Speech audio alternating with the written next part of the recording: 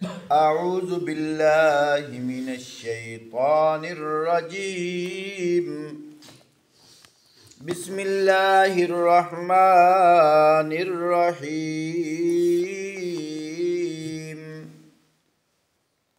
फलम्मा अंजाहुम इज़ा हुम यबगून फिल अर्ज़ि बिगैरिल हक़। या अय्युहन्नासु इन्नमा बग़युकुम अला अनफुसिकुम मताअल हयातिद दुनिया सुम्मा इलैना मर्जिउकुम फनुनब्बिउकुम बिमा कुंतुम तामलून। फरमाया जब वो उनको बचा लेता है मुसीबत से तो फिर वही लोग हक से मुनहरिफ होकर ज़मीन में बगावत करने लगते हैं। लोगों, तुम्हारी ये बगावत तुम्हारे ही खिलाफ पड़ रही है। दुनिया की ज़िंदगी के चंद रोज़ मज़े ले लो, फिर हमारी तरफ तुम्हें पलट कर आना है। उस वक्त हम तुम्हें बताएंगे कि तुम क्या करते रहे थे। इन्नमा मसलुल हयातिद दुनिया कमा इन अंज़लनाहु मिनस समाई फख्तलत बिही नबातुल अर्ज़ि मिम्मा यअकुलुन नासु वल अनआम हत्ता इज़ा अख़ज़तिल अर्ज़ु ज़ुख़रुफ़हा वज़्ज़य्यनत वज़न्न अहलुहा अन्नहुम क़ादिरून अलैहा अताहा अमरुना लैलन औ नहारन फजअलनाहा हसीदन कअल्लम तग़न बिल अम्स कज़ालिका नुफ़स्सिलुल आयाति लिक़ौमी यतफ़क्करून। फरमाया दुनिया की ये ज़िंदगी जिसके नशे में मस्त होकर तुम अपनी निशानियों से गफलत बरत रहे हो, उसकी मिसाल ऐसी है जैसे आसमान से हमने पानी बरसाया तो ज़मीन की पैदावार जिसे आदमी और जानवर सब खाते हैं खूब घनी हो जाती है। फिर ऐन उस वक्त जबकि ज़मीन अपनी बहार पर आती है, खेतियाँ सब्ज़ हो जाती हैं, उनके मालिक समझ रहे थे कि अब हम उनसे फ़ायदा उठाने पर कादिर हैं। यकायक रात को या दिन को हमारा हुक्म आ जाता है और हमने उसे ऐसा गारत करके रख दिया गोया कि कल वहाँ कुछ भी नहीं था। इस तरह हम निशानियाँ खोल खोल कर पेश करते हैं उन लोगों के लिए जो सोचने समझने वाले हैं। वल्लाहु यदउ इला दारिस्सलाम व यहदी मन यशाउ इला सिरातिम मुस्तकीम। फरमाया तुम उस नापायदार जिंदगी के फरेब में मुब्तला हो रहे हो और अल्लाह तुम्हें सलामती के घर की तरफ दावत देते हैं, जिसको वो चाहता है सीधा रास्ता दिखाता है। मुहतरम सामीन, यहाँ अल्लाह पाक ने फरमाया वल्लाहु यदउ इला दारिस्सलाम। दार अरबी के अंदर घर को कहते हैं। यदउ दावत देना, पुकारना, यानी अल्लाह पाक फरमा रहे हैं हम तुम्हें सलामती वाले घर की तरफ बुला रहे हैं। वो सलामती वाला घर है कौन सा? सलामती वाले घर से मुराद जन्नत है। और जन्नत की तरफ कौन आते हैं?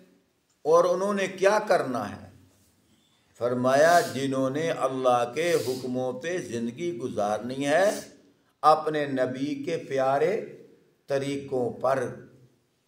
जिसने अल्लाह के हुक्म को नहीं मानना, नबी के तरीके पे नहीं चलना, अल्लाह पाक उनको मुतनब्बे फरमा रहे हैं ये फना होने वाली जो दुनिया है तुम इस पे इतबार करके बैठे हो।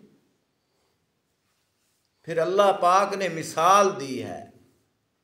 क्या मिसाल दी है? फरमाया जिस तरह किसी का खेत होता है, हम उस पर बारिश बरसाते हैं, वो सरसब्ज शदाब होता है, और मालिक क्या कहता है? मैंने इसमें हमेशा रहना है। तसव्वुर करता है मैं बड़ा लैंडलॉर्ड हूँ, लेकिन अचानक रात को या दिन को अल्लाह का हुक्म आता है, तूफान आ गया या बारिश और आ गई, कोई वजह बन गई, हर चीज़ फना हो गई। पर मैं गोया के वो सामान ऐसे हो जाता है जैसे यहाँ पहले कुछ भी नहीं था। और कितनी दफ़ा हमने ये देखा भी है, कितनी दफ़ा इस तरह हुआ है। कपास बिल्कुल तैयार और वो आदमी उसकी गर्दन में सरिया आ जाता है। क्यों? उसे पता चल रहा है कि लाखों नहीं करोड़ों मैंने कमाने हैं। अचानक सैलाब आया, सारी कपास खत्म। बहुत दफ़ा इस तरह है। तो हम तो फिर भी सैलाब के करीब बैठे हैं, बाढ़ के करीब बैठे हैं। साल में एक आध दफ़ा, कभी कभी तो दो दफ़ा भी हमने ये मौके देखे हैं। और कितने लोग हैं जिनकी बिल्कुल तैयार शुदा फसलें ख़त्म हो जाती। तो अल्लाह ने ये मिसाल कुरान में दी है। फरमाया यही दुनिया की मिसाल। लोग समझते हैं ये महल्लात, ये कोठियाँ, ये मिल, ये फैक्ट्री, ये हमेशा मेरी है। अचानक अल्लाह का अमर आता है, सब कुछ ख़त्म हो जाता है। पर मैं इस पे तुम इतबार करके बैठे हो। मैं तुम्हें दार सलाम की तरफ बुलाता हूँ, सलामती वाले घर की तरफ बुलाता हूँ। वो सलामती वाला घर कौन सा है? जन्नत है। मिसाल क्या दी है? जिसकी मिसाल यूं दी है, फरमाया जो जन्नत के अंदर अल्लाह पाक ने जिंदगी देनी है, सुबह जो कुछ देना है वो भी हमेशा हमेशा के लिए, जिंदगी भी देनी है हमेशा हमेशा के लिए, जवानी भी देनी है हमेशा हमेशा के लिए, खुशी भी देनी है हमेशा हमेशा के लिए, सुकून भी मिलना है हमेशा हमेशा के लिए। फरमाया मिसाल दी गई है। क्या मिसाल दी है? फरमाया आखरत की ज़िंदगी इस तरह हमेशा की होगी। अगर आसमान से लेकर ज़मीन तक, मशरिक़ से लेकर मग़रिब तक, शुमाल से लेकर जनूब तक पूरी कायनात को राई के दानों से भर दिया जाए, हज़ारों साल बाद एक परिंदा आए, एक दाना उठाकर ले जाए, फिर 1000 साल बाद एक परिंदा आए, एक दाना उठाकर ले जाए, फिर 1000 साल परिंदा आए, दाना उठाकर ले जाए। फरमाया कभी तो जाकर जितनी कायनात के अंदर दाने पड़े हैं ये सारे ख़त्म तो हो सकते हैं, लेकिन आखरत की ज़िंदगी फिर भी ख़त्म नहीं हो सकती। और जिन्होंने जहन्नम में जाना है हमेशा हमेशा के लिए, जन्नत में जाना है हमेशा हमेशा के लिए। हाँ, एक बात है, कुछ लोग ऐसे होंगे जिनके अंदर तौहीद होगी, लेकिन इंसान कमज़ोर है, उसके अमाल ठीक नहीं, लेकिन तौहीद है। एक तो वो है ना जिसके अमाल ठीक, वैसे तो वो अमल है भी नहीं ठीक जिसके अंदर तौहीद नहीं है, लेकिन वैसे बता रहा हूँ, वो लोग नमाजें भी पढ़ते हैं, तहज्जुद भी, हज भी करते हैं, लेकिन अच्छे भी हैं, अखलाक भी अच्छे हैं, यानी कि इबादात के सारे नक्शे उनके अंदर हैं, लेकिन वो लोग क्या करते हैं? शिर्क करते हैं। ये जो कुछ उन्होंने इबादात की हैं ये उनके पल्ले कुछ नहीं पड़ा। शिर्क करने की वजह से कोई इबादत कबूल नहीं। लेकिन वो लोग जिन्होंने एक शिर्क नहीं किया, एक शिर्क नहीं किया, मुझे एक हदीस याद आ रही है, मफहूम सुनाऊंगा क्योंकि लफ्ज़ बला तो मैं नहीं सुना सकता।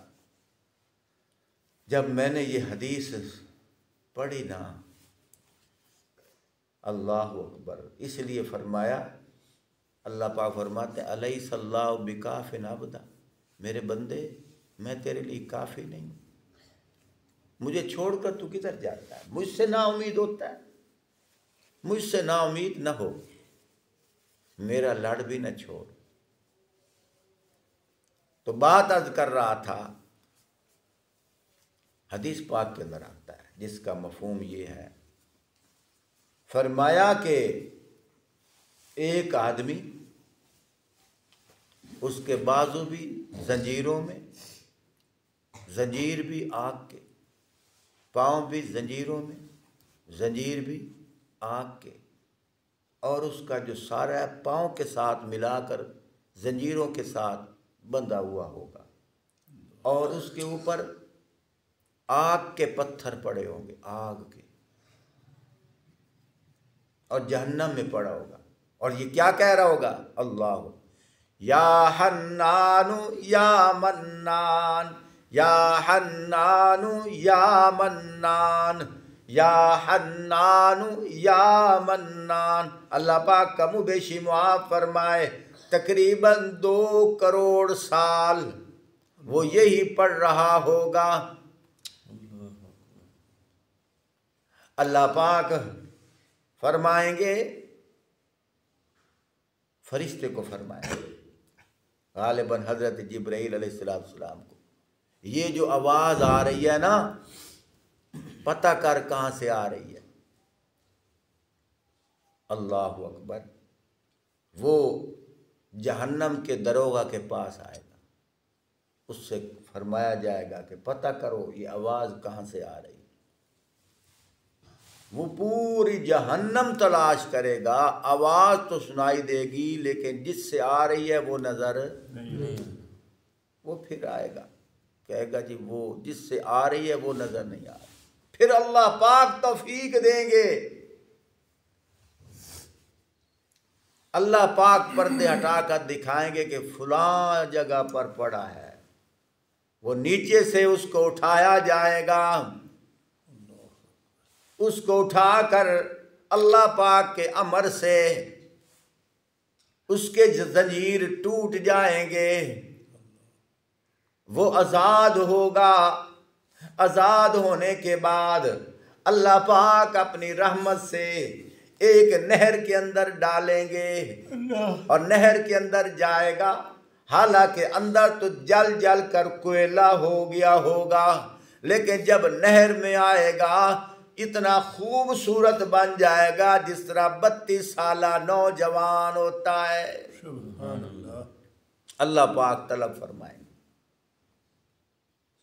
अल्लाह पाक फरमाएंगे पता है तू जहन्नम में क्यों पड़ा था?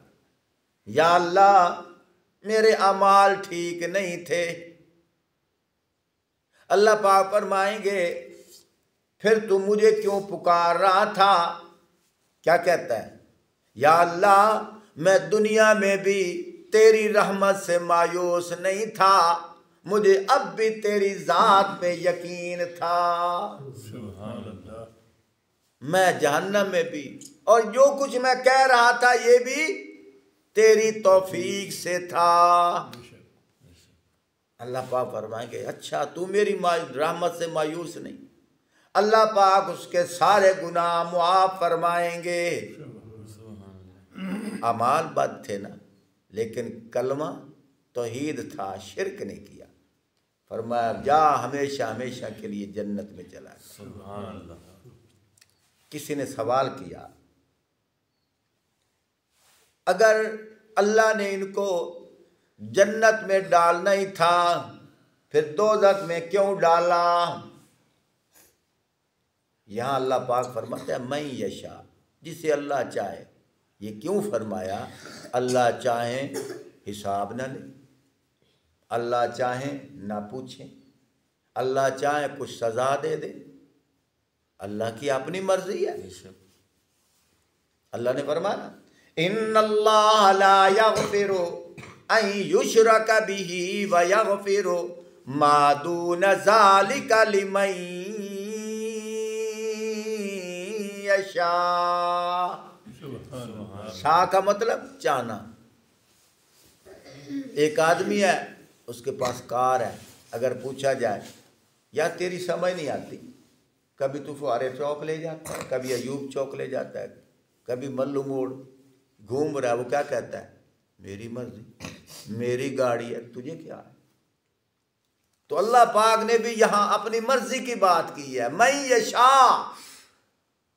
अल्लाह पाक क्या फरमाते हैं? इन्नल्लाह ला यग़फिरु अन युशरका बिही व यग़फिरु मा दून ज़ालिका लिमन यशा। अल्लाह कतन माफ नहीं फरमाएंगे मुशरिक को। अगर इसकी गहराइयों में जाएं, चाहे उसने नमाजें पढ़ी हों, चाहे उसने तिलावतें की हों, हज अदा किया हो, लेकिन साथ शिरक भी किया हो, अल्लाह कभी मुआफ नहीं करेंगे। लेकिन आगे क्या फरमाया? वयग़फ़िरु मा दून ज़ालिका लिमन यशा। मैं एक मिसाल देने लगा हूं।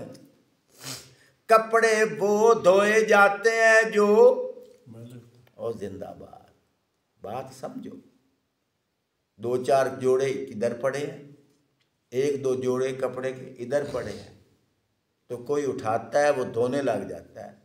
पूछने वाला पूछता है वो कपड़े किसके हैं? मेरे हैं। ये किसके हैं? मेरे हैं।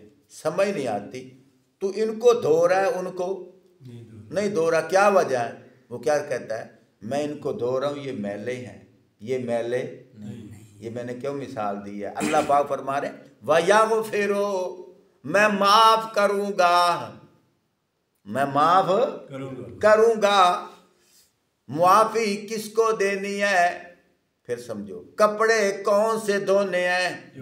मैले हैं। मुआफी किनको देनी है? जो गुनाहगार होंगे ना, जो गुनाहगार होंगे ना, उनको ही मुआफी देनी। ये तो नहीं है एक आदमी है उसने गुनाह भी नहीं किया, अल्लाह पाक फरमाए जा तैनू माफ किया, ये तो नहीं है। जब उसने गुनाह किया ही नहीं फिर उसको माफी किस बात की? और मुआफी तो उसको है जिसने गुनाह किए हैं। यही तो मैं समझाना चाहता था। अल्लाह पाक उन्हीं का जिक्र तो फरमा रहे हैं। वयग़फ़िरु मा दून ज़ालिका लिमन यशा।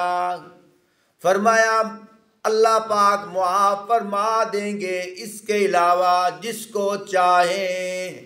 शिरक वाले को माफ, बाकी जिस तरह के कोई गुनाहगार होगा अल्लाह मुआफ जरूर करेगा। तो बात अर्ज कर रहा था, किसी ने पूछा जब अल्लाह ने उनको डालना ही जन्नत में है, फिर अल्लाह पाक उनको दोज़ख में इतना अरसा क्यों रखेंगे? किसी ने बड़े प्यारे तरीके से जवाब दिया है, कहा कि देखो कपड़ा जो है मैला हो जाए उसको धोया जाता है ना, कब तक उसके ऊपर सोटा मारा जाता है? जब तक उसके अंदर मैल हो। जब मैल ख़त्म हो जाए फिर उसको दोबारा साबुन भी। तो अल्लाह पाक अगर जिसको जन्नत देनी है कुछ अरसा के लिए अगर अल्लाह पाक जहन्नम में डालते हैं उसको साफ करने के लिए, उसको मैल कुचैल उतारने के लिए, वो भी जिसको चाहेंगे। अल्लाह पाक खुद मुख्तियार है, अगर ना चाहें उधर डालना, ना चाहें बगैर मुआफ, बगैर तकलीफ दिए भी मुआफ फरमा सकते हैं। एक हदीस पाक के अंदर आता है जिसका मफहूम ये है,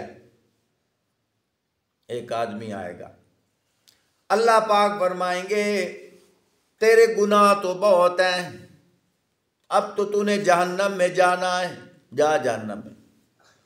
वो दौड़ेगा और कुछ पीछे भी देखेगा, आगे भी दौड़ेगा। अब ये जा रहा है ना, अल्लाह पाक फरमाएंगे इधर आ, दौड़ता क्यों था? वो कहेगा या अल्लाह इसलिए दौड़ रहा था कि दुनिया में मैंने तेरा कहना नहीं माना, चलो आज तो मान लूं। पीछे क्यों देखता था? या अल्लाह इसलिए देखता था कि कभी मैं तेरी रहमत से मायूस नहीं हुआ, अब भी मैं बार बार पीछे देखता था कि कब तेरी रहमत का समंदर जोश में आता है। अल्लाह पाक फरमाएंगे अच्छा तो मेरी रहमत का उम्मीदवार था? जी अल्लाह। फरमाया जा फिर जन्नत में चला जा। तो अल्लाह पाक जिसको चाहेंगे जन्नत अता करेंगे। सारी तकरीर का खुलासा ये है मेरे भाइयों, एक शिरक नहीं करना।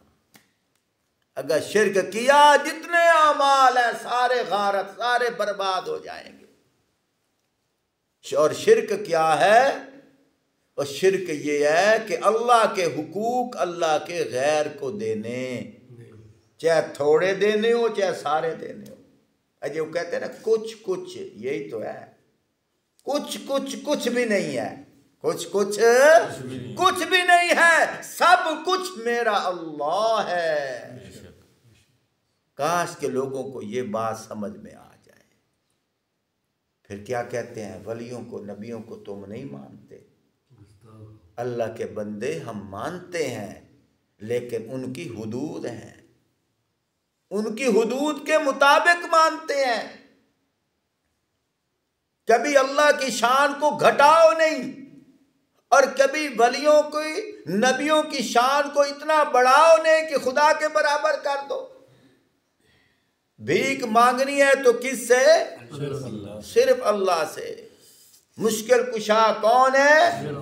अगर हम अल्लाह के साथ गैरों को शरीक कर लें तो फिर शिर्क तो हो गया। अक्सर लोग दुआ करते हो क्या कहते हैं, जा तेरा अल्लाह ते रसूल ते पंजतन पाक वल्ली वारिस होवी। कभी गौर किया? अच्छा एक मिनट के लिए सोचो, बात आखिरी कर रहा। एक बैठा है, इसका नाम है नवीर, इंदा अल्लाह ते अल्लाह दा रसूल ते पंजतन पाक वल्ली वारिस हो जावे, ठीक है। लेकिन अगर नबी पे मुश्किल आए तो इसका वल्ली वारिस कौन होगा? और पंजतन पाक पे मुश्किल आ जाए, ये लोगों का तो वल्ली वारिस पंजतन पाक बन रहे हैं, अगर पंजतन पाक पे मुश्किल आए तो इनका कौन वल्ली वारिस होगा? हाँ। सैयद अताउल्लाह शाह बुखारी रहमतुल्लाह अलैह फरमाते थे, जब मैं ख्वाब के अंदर अपने नाना करीम का दीदार करता हूँ, इनकी जुल्फे इतनी प्यारी है, इनकी रुखसार इतनी प्यारी है, इतनी पेशानी इतनी प्यारी है, दिल करता था कि मैं इनको सजदा कर लूं। लेकिन जब मैंने देखा ये भी अल्लाह को सजदा कर रहे हैं तो मैंने फौरन कहा, ऐ अताउल्लाह तू उसको सजदा करना जिसको ये सजदा कर रहे हैं, जिसको ये सजदा कर रहे हैं। अल्लाह हमें समझने की तौफीक अता।